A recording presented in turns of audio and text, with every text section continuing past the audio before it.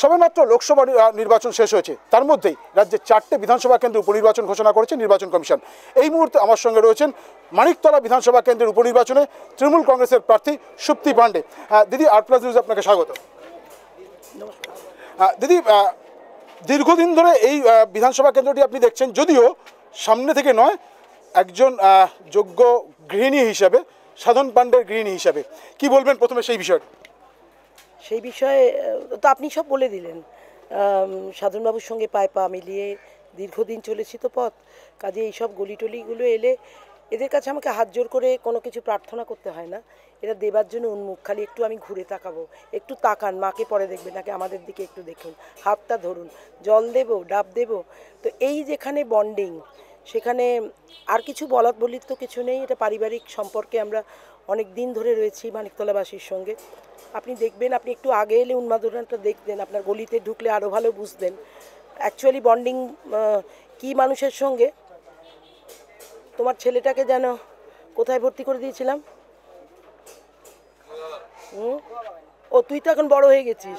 হ্যাঁ, ওর 2টো ছেলে মেয়ে হয়ে গেছে, তাহলে বুঝতে পারছেন কতদিনের। এইটুকু দুষ্টুমি করতে ওকে আমি রানী ভবানী স্কুলে ভর্তি করে দিয়েছিলাম। এখন ওকে দেখে ভাবছি ওর হাজব্যান্ড, কিন্তু ও এখন বর, ওর ছেলে। তো এতদিন ধরে সম্পর্ক ভাই, টুকরো টুকরো সম্পর্কের জাল বুনে একটা প্রকৃত বন্ডিং তৈরি হয়েছে। শীতলা পুজো, আমাদের মন্টুদা অগ্রজ প্রতিম দীর্ঘদিন এলাকাটাকে নার্চার করেন। সাধনবাবু অত্যন্ত শ্রদ্ধা করতেন। উনি তো একা নন, আমাদের রানা টানা কোথায় গেল, সব আছে। একজনের নাম করলে অন্য ভাইরা দুঃখ পাবে। রবি পাল আছেন, সব আছেন। অনিন্দ্যবোধের বাইরে একটা সময় সাধনদার সঙ্গে আপনি আসতেন, আজকে প্রার্থী হিসেবে আসছেন, এই পরিবর্তনটাকে আপনি কি চোখে দেখছেন? একটু কীরকম কীরকম লাগছে। শূন্যস্থান না, শূন্য হয়নি। শ্রেয়া ছিল, আমি যখন ছিলাম না কলকাতায়, শ্রেয়া সবটাকে আঁকড়ে ধরেছিল। এখন তাই আজকেও দেখলাম শ্রেয়াকে এখানে। হ্যাঁ, শ্রেয়াকে ওরা ছাড়ছে না, ওই যে ভেতর দিকে আছে, ওদের শুনতে পাচ্ছ তো। এখানে ঠিক ওইভাবে বলা যাবে না, তবে নিবিড় বন্ধন এটা বলতে পারবো। প্রত্যেকটি কাজে আমাদের আসতেই হয়, যত ব্যস্ত থাকি এরকম। আমি আর 2টো প্রশ্ন করব, তার মধ্যে একটা অবশ্য অন্যতম গুরুত্বপূর্ণ, তার কারণ সাধন পাণ্ডের আপনি সহধর্মিনী। সাধনদার অভাব এই মুহূর্তে কিছুটা অনুভব করছেন? একটা রাজনৈতিক লড়াইতে নেমেছেন। নিশ্চয়ই নিশ্চয়ই, প্রতিদিন বেরোবার আগে ওর আশীর্বাদটা নিয়ে নিই আমি।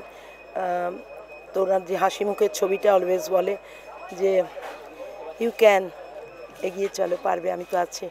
আমি ওনার অভাব ফিল করি না ভাই। আমি মনে করি হয়তো শারীরিকভাবে ওনাকে আমি টাচ করতে পারছি না, কিন্তু ওনার ভাইবস সবসময় আমাকে ঘিরে থাকে। আমার সব শক্তির উৎস উনি। ঈশ্বরের পরেই সব শক্তির উৎস হচ্ছেন আমার হাজব্যান্ড। আমি শেষ প্রশ্ন করব, আপনি কয়েকদিন ধরেই ঘুরছেন বিভিন্ন এলাকাতে, একদম সম্প্রতি লোকসভা নির্বাচন শেষ হয়েছে। মানিকতলা বিধানসভা কেন্দ্রে আপনার 2021 সালে সাধনদা যেখানে প্রায় 20,000-এর বেশি মার্জিনে জিতেছিলেন, এবার কিন্তু সেই মার্জিনটা কমে 3,000-এর কাছাকাছি এসে দাঁড়িয়েছে। এটাকে কি বলবেন? 3, 3,500, 4,000 ম্যাক্সিমাম, তা অনেকটাই কমেছে, এটাকে কি বলবেন? না দেখুন, মনে রাখবেন আমার পার্শ্ববর্তী এলাকায় প্রথিতযশা নেতা নেত্রীরা বসে আছেন, সে সত্ত্বেও কিন্তু সেই জায়গাগুলো তারা হেরেছেন। আমার এখানে সাধনবাবুর শূন্যস্থান 1.5 বছর আমি নিজে দেখিনি, 1.5 বছর আমার কন্যা দেখেছেন, শ্রেয়া দেখেছেন, কিন্তু তা সত্ত্বেও কর্মীরা এত কাঁধে কাঁধ মিলিয়েছিল, তারা কিন্তু 8.5 ভোটে লিড দিয়েছিল। তো হঠাৎ 31 নম্বর ওয়ার্ডে যে কোনো কারণে ওরা একটু অন্যমুখী আর কি, বা ভুল করে দিয়েছে কিছু কমিউনিকেশন গ্যাপ হয়েছিল।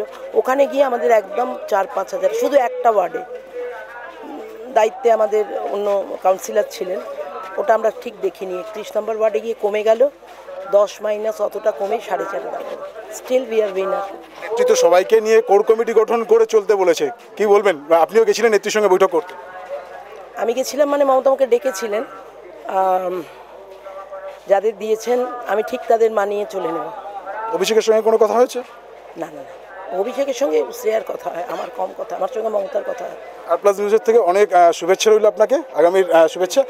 উনি আশাবাদী যে লোকসভা নির্বাচনে যাই হোক না কেন, 2021-এর যে বিধানসভা নির্বাচনের ফলাফল, সেই ফলাফলের পুনরাবৃত্তি সাধন পাণ্ডের জায়গায় সাধন পাণ্ডের ঘরণী শ্রী সুপ্তি পাণ্ডে তিনি করতে পারবেন। আর+ নিউজের জন্য ক্যামেরায় উৎসর সঙ্গে সঞ্জু সুর, উত্তর কলকাতা।